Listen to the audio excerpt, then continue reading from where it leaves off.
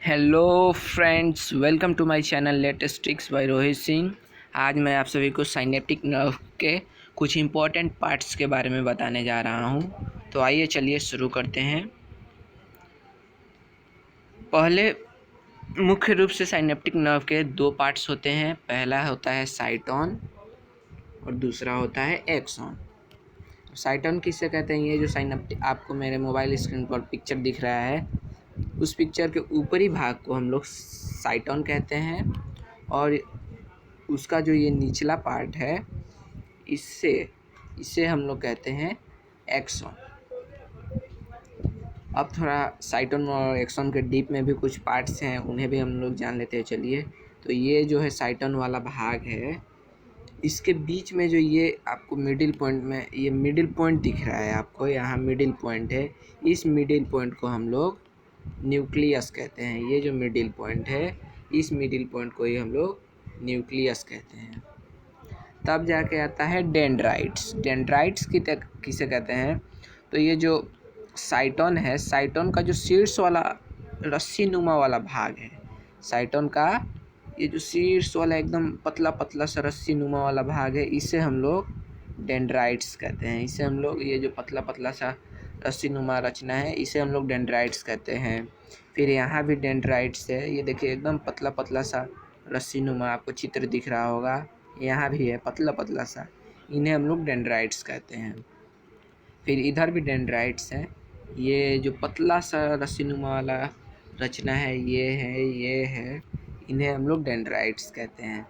तब जाके आता है डेंड्रान। डेंड्रान थोड़ा डेंड्राइट से पतला नहीं, सॉरी, मोटा होता है। डेंड्रान डेंड्राइट से थोड़ा मोटा होता है, थोड़ा डीप होता है। देखिए, मैं एरो के द्वारा दिखाया हूँ, तो जो डीप वाला भाग है, यहाँ यहाँ यहाँ ये जो डीप वाला भाग है, इसे हम लोग डेंड्रान कहते हैं। इसे हम लोग डेंड्रान कहते हैं। इधर भी डेंड्रान है, ये जो भाग है डीप वाला, इधर भी डीप वाला जो भाग है, इसे हम लोग डेंड्रान कहते हैं। और जो उससे थोड़ा लाइट में है, उसे हम लोग डेंड्राइट्स कहते हैं। तो डेंड्रान और डेंड्राइट्स में आप लोग थोड़ा अच्छा से जान लीजिएगा अंतर। जो पतला सा आकृति वाला होता है रचना, उसे हम लोग डेंड्राइट्स कहते हैं, और जो थोड़ा मोटा होता है उसे हम लोग डेंड्रान कहते हैं। डेंड्रान के बाद आता है निस्ल पार्टिकल्स। निस्ल पार्टिकल्स यानी निस्ल के कण। ये जो आपको साइटोन का बीच में जो छोटे छोटे से कण उपस्थित दिख रहे हैं, हल्के हल्के छोटे छोटे, उन कणों को ही हम लोग निस्ल पार्टिकल्स कहते हैं। उन कणों को ही हम लोग निस्ल पार्टिकल्स कहते हैं, यानी निस्ल के कण कहते हैं। तब जाके आता है माइटोकॉन्ड्रिया। ये जो पार्ट है, दो ठो, ये वाला और ये वाला, इन्हें हम लोग माइटोकॉन्ड्रिया कहते हैं। यहाँ है माइटोकॉन्ड्रिया, इन्हें हम लोग माइटोकॉन्ड्रिया कहते हैं। तब जाके आता है एक्सन हीलॉक। अब एक्सन हीलॉक को जानने के लिए पहले हम लोग को नर्व इम्पल्स और यहाँ माइलिन शीथ है, इन दोनों को जानना होगा, तब हम लोग एक्सन हीलॉक को जानेंगे। नर्व इम्पल्स कहते हैं, ये जो डंडा का आकृति का आपको एक्सन वाले पार्ट में जो ये डंडा का आकृति का रचना आपको दिख रहा है, इस आकृति को हम लोग नर्व इम्पल्स कहते हैं। ये जो डंडा का आकृति का है, जिसे मैं हरा कलर से स्केचिंग अभी किया हूँ, उसे हम लोग नर्व इम्पल्स कहते हैं। और माइलिन शीथ किसे कहते हैं? यहाँ है माइलिन शीथ।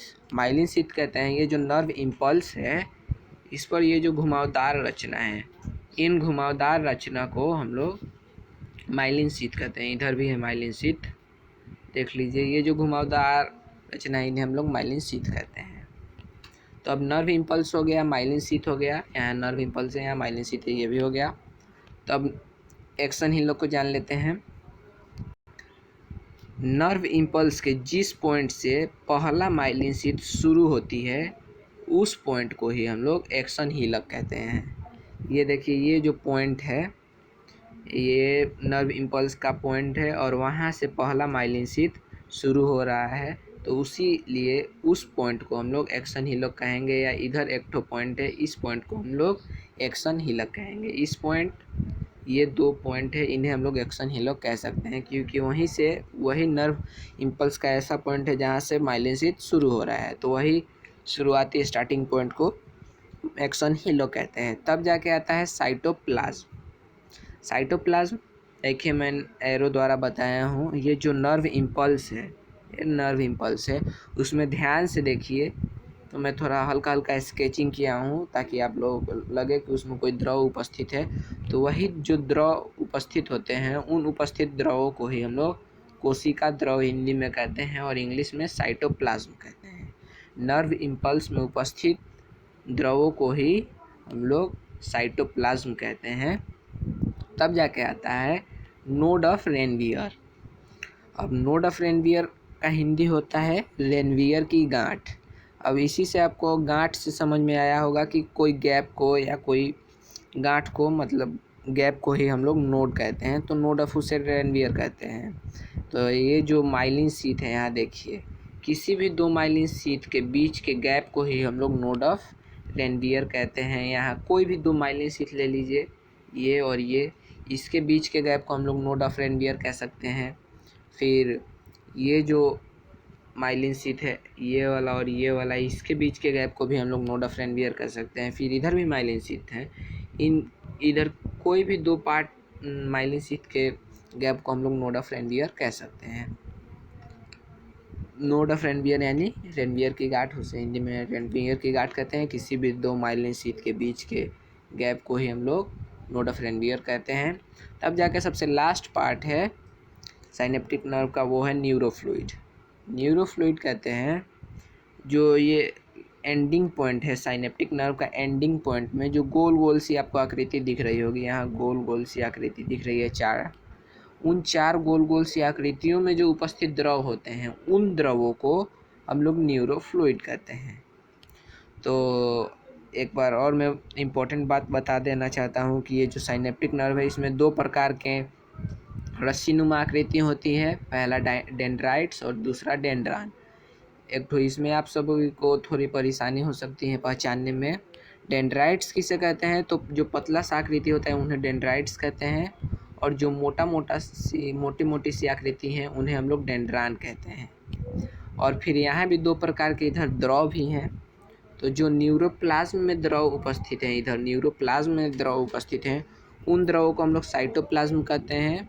और ये जो नीचे एकदम एंडिंग पॉइंट पर, साइनेप्टिक नर्व के एंडिंग पॉइंट पर जो गोल सी आकृति हैं, उनमें जो द्रव उपस्थित हैं, उन द्रवों को हम लोग न्यूरोफ्लूइड कहते हैं। तो अब मैं आशा करता हूँ आप सभी अच्छे से समझ गए होंगे, मैं आप सभी को अच्छा से समझा पाया हूँगा। अगर मेरे वीडियो आप सभी को अच्छा लगा हो तो प्लीज़ मेरे वीडियो को लाइक, शेयर एंड कमेंट करें, और नई सारी मेरे वीडियो के अपडेट्स देखने के लिए मेरे चैनल को सब्सक्राइब भी करें। Thank you.